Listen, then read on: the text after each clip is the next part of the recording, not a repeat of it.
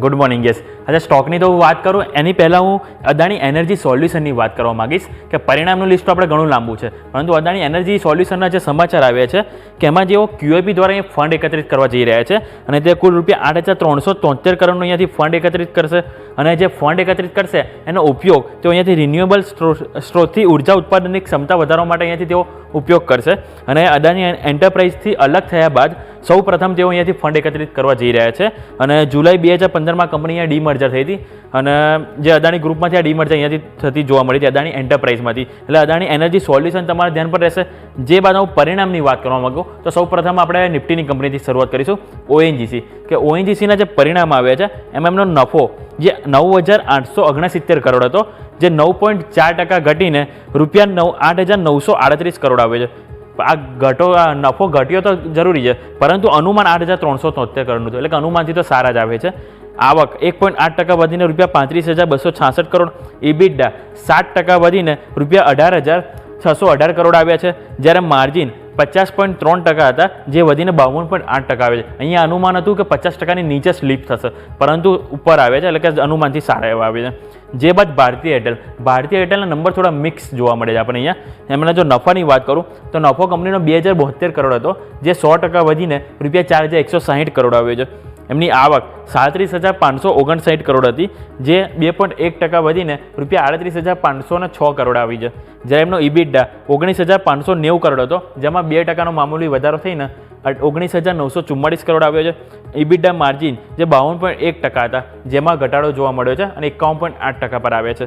જ્યારે કંપનીના આરપુ જે 212 હતા, જે ઘટીને 211 પર જોવા મળ્યા છે. અને કંપનીને એક્સેપ્શનલ લોસ હતો 2,455 કરોડ, એની સામે એક્સેપ્શનલ ગેઇન આવે છે 735 કરોડ. આ એક સારી એવી વાત છે, પરંતુ કંપનીના જે માર્જિન અને આરપુમાં થોડી નિરાશા જોવા મળી છે. જે બાદ ભારતીય એક્ઝાકોમ, જે ભારતીયની કંપની છે, એમાં સારા એવા ભારતીય એરટેલની કંપનીમાં ભારતીય એક્ઝાકોમે સારા એવો નંબર આપે છે કે એમનો નફો 223 કરોડથી 2 ગણો વધીને રૂપિયા 511 કરોડ જોવા મળ્યો છે. આવક એમની જે 1,868 કરોડ હતી, એમાં 2% વધીને 1910 કરોડ જોવા મળી છે. ઇબિડા માર્જિન 973 કરોડથી ઘટીને 876 કરોડ જોવા મળી. એટલે અહીંયા પણ આપણને ઇબિડામાં થોડું નરમાશ જોવા મળી છે અને માર્જિનમાં પણ આપણને પ્રેશર જોવા મળી છે. 47%થી ઘટીને 45.8% પર આવે છે અને કંપનીને એક્સેપ્શનલ ગેઇન થયો છે રૂપિયા 318 કરોડનો.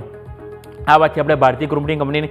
જે બાદ ટાટા કેમિકલ્સમાં જ આપણને ખાસ મોટી એક્શન જોવા મળી શકે છે, કારણ કે એના જે પરિણામ આજે બહુ નિરાશા કરી શકે છે. નફો 587 કરોડથી 67.6% ઘટીને રૂપિયા 190 કરોડ આવ્યો છે. કંપનીની આવક 4,218 કરોડ હતી, જે 10.2% ઘટીને 3,789 કરોડ. ઇબિટડા 1,043 કરોડ હતા, જેમાં 45%નો ઘટાડો થઈને 574 કરોડ અને માર્જિન 24.7% હતા, જે અડધા થઈ ગયા, ઓલમોસ્ટ જે 15.2% પર આવ્યા છે. એટલે કે ટાટા કેમિકલમાં આજે આપણને થોડી નિરાશા જોવા મળી શકે છે. જે બાદ દીપક નાઇટ્રેટ કે કંપનીનો નફો 150 કરોડ હતો, જેમાં 35%નો વધારો જોવા મળે છે, જે 202 કરોડ પર આવ્યો છે. આવક 1,768 કરોડ હતી, એમાં પણ 22.5%નો ગ્રોથ જોવા મળ્યો છે, જે રૂપિયા 2,168 કરોડ પર આવી છે. જ્યારે કંપનીના ઇબિટડા 47% વધ્યા છે, જે રૂપિયા 309 કરોડ આવે છે અને માર્જિન 11.9% હતા, જે વધીને 14.35% જોવા મળે છે. એટલે કે ઓવરઓલ ટોપ લાઇન બોટમ લાઇનના ઓપરેટિંગ નંબર બધું આપણને સારું જોવા મળે છે દીપક નાઇટ્રેટમાં. જે બાદ બ્રિગેડ એન્ટરપ્રાઇઝમાં પણ આપણને સારા એવો નંબર જોવા મળે છે. કંપનીનો નફો 21.9 કરોડ હતો, જે 267%નો ગ્રોથ બતાવે છે, જે રૂપિયા 80 કરોડ પર અહીં આપણને જોવા મળે છે. અને આવક એમની જે 654 કરોડ હતી, જે 64.8% વધીને રૂપિયા 1,077 કરોડ જોવા મળ્યો છે. અને હનીવેલ ઓટોમેશન તમારા ધ્યાન પર રહેશે કે કંપનીના જે નંબર આવે છે એમાં નફો કંપનીનો 103.4 કરોડ હતો, જે 32% વધીને 136 કરોડ જોવા મળ્યો છે.